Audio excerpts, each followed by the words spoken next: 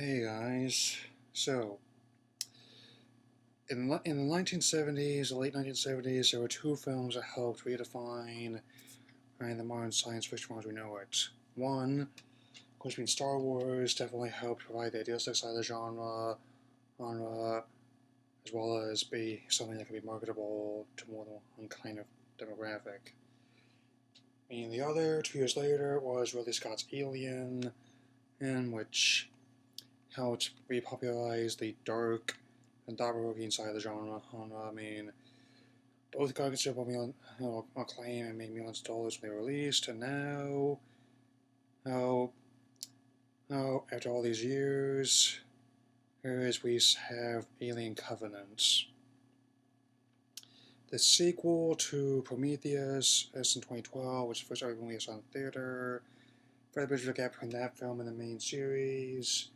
And even though it doesn't come to the same heights as the earlier films, it still manages to be very satisfying in taking this long-running franchise. So, many years have passed since the events of Prometheus, and now the Covenant, which is a ship that ties in the title, is sent to investigate scenario, has a new crew, which includes Walter, a more advanced version of the android David, who is played by Michael Fassbender as well. And once stood out included new characters such as Tennessee, played by Dan Bride, and Danielle, played by Catherine Waterston. And since these, in many ways, are kind of like stand-ins for the early characters in the original Alien in 1979, and I definitely can tell you that it sold me almost instantly on presentation of the film, since we're starting to see a merge of the more sleek gadgetry and Prometheus, as well as the more utilitarian stuff you see in all the original Alien sense. The sets and displays, and even have return of the AI mother, who has also become still every bit as conniving as ever. And the atmosphere in the film is definitely consistent with the best in the series, even sounds good as the one since. And I'm still trying to collect myself because I'll talk about it and trying to spoil anything either unless I have to. Hopefully I can get the whole video without doing so. And in this case, I can definitely say, that the first two films I absolutely love, and I saw the first four in general when I was eight when my family moved to Nevada. Since 3, I personally don't think it's as bad as a lot of people say it is, and I'll definitely address this in more detail when I review the other ones, all of them, for some kind of marathon maybe later on down the line. And Resurrection is my least favorite one. I think for starters, I'll definitely do more when I get a chance to, but for me, and many others, it feels more like it's more probably talking like alien zombification. And as I point out, Prometheus, even though it's not everybody who was a big fan of it, I personally enjoyed what it was, and expands on this film while streams the connection. And in terms of tone, it definitely has some of the same speculative fiction in that film, but also has a lot more of the darker horror, science fiction action in the first two films as well. And even though the film was a little bit cheaper to make, Prometheus cost $130 million. This one only cost $111 million. The effects in this film are fantastic. When they actually do see the xenomorphs as well as these neomorphs they have in there, they are things of beauty.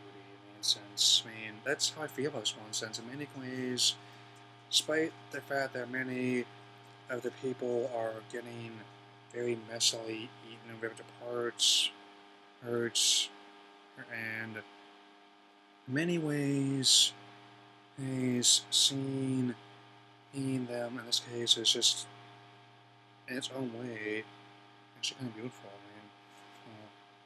in a sense. And many of things story are definitely very good assessment of what might happen over other, and also much like David beforehand, Walter, again I'm not gonna spoil too much. It shows off Michael Fassbender's range as an actor beautifully, given how he can go from, and since Walter's more advanced model, it's kind of like how Lance Henriksen played both Ash and Bishop in the first two films, and in this case, rather than going the alphabetical pattern, it seems that their names are related to the producers of the film for the series. I mean, and even after all these years, Scott is still a director I admire immensely, and he is definitely without peer when it comes to the dark and thought-provoking science fiction film. And it is kind of too bad that they had to pull a plug in and follow at Blomkamp. I mean, they did have a pitch, but never really got off the ground too much, and because there was definitely a market for it. I mean, there weren't too many people in the show I went to. I just got back from it a couple hours ago. Oh, I mean, there were 16 people in there, all look to be about my age, or if not a bit older. I mean, and I actually hope it does well, because if it does, Scott wants to shoot the follow-up within the next 14 months or so, and I'm totally okay with that. And even with some of the other ones, and how other movies have been performing lately, sometimes aim scenes don't go out the way you planned.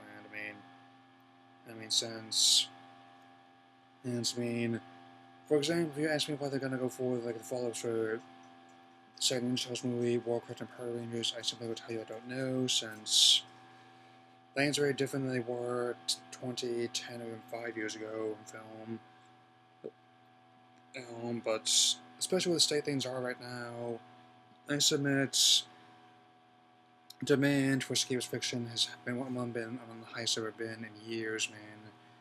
And I definitely can say, since the second Arya movie I've seen this year after Logan, I definitely can say we're definitely starting to see an uptick in this again, and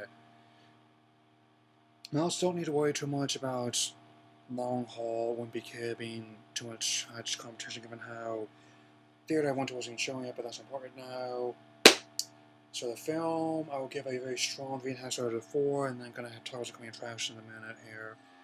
Okay, so in no particular order, here's some coming attractions, including what I saw before in the pre-roll theater.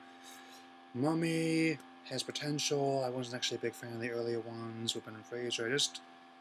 Maybe just me, but I could never get too into them when I was younger, since just felt that the leads a lot the same, and even the villains had charisma characters like from Indiana Jones, even the adaptation of Robert Langdon in the books. I mean, I do at least give the second one focusing on Scorpion King credits, and that's, even Gosling's spin-off of Kickstarter Rock's career. On that note, Baywatch, not interested. Show was basically fluff. The movie, but at least it wasn't vulgarly the movie looks. Personally, but I think that one about with Zac Efron being Ted Bundy might be interesting. We'll see what goes. Detroit looks really good, but looks really intense. But it definitely makes sense given how Hurt Locker was. I really enjoyed that film, and as well as Zero Dark 30, a similar case I've not seen yet. That looked good, but also looked really intense. And Last Jedi, of course, again. And I already talked about that. Still excited for it.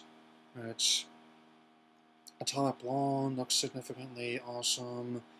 A Cold War era thriller with Charlize Theron in the lead role, as well as J. McAvoy supporting female lead. Sold.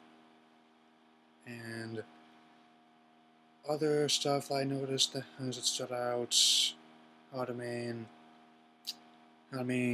Kingsman: The Golden Circle. I have not seen the first film. Yet, but it was really fun,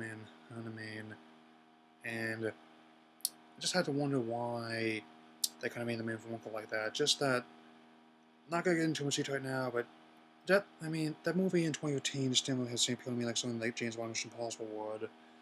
But Baby Driver might be funny. I mean, I do like Edgar Wright. I even know if I'm familiar with Ansel Elgort. I mean, this Getaway Driver, who also parents at a young age, has Lude, who likes Jamie Foxx, Kevin Spacey, and John Bernthal. So this kid's apparently trying to get away from Lex Luthor, the Punisher, and Elektra, pardon the joke there.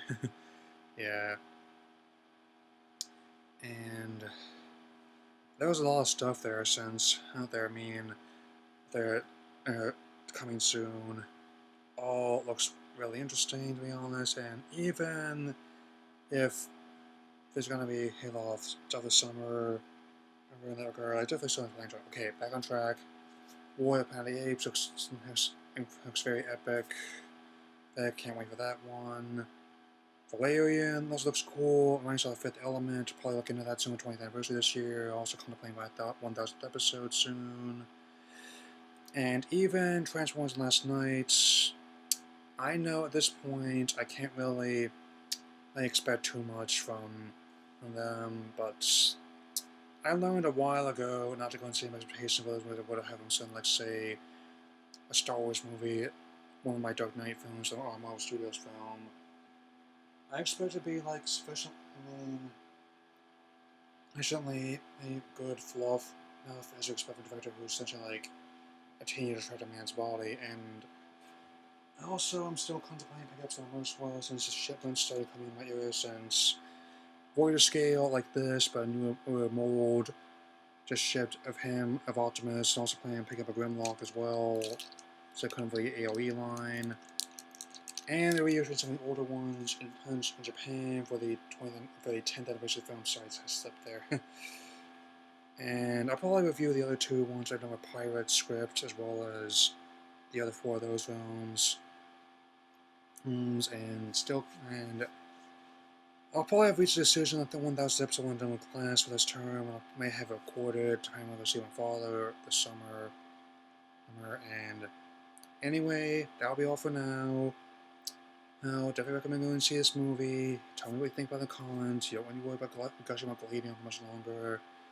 I shall see you all later.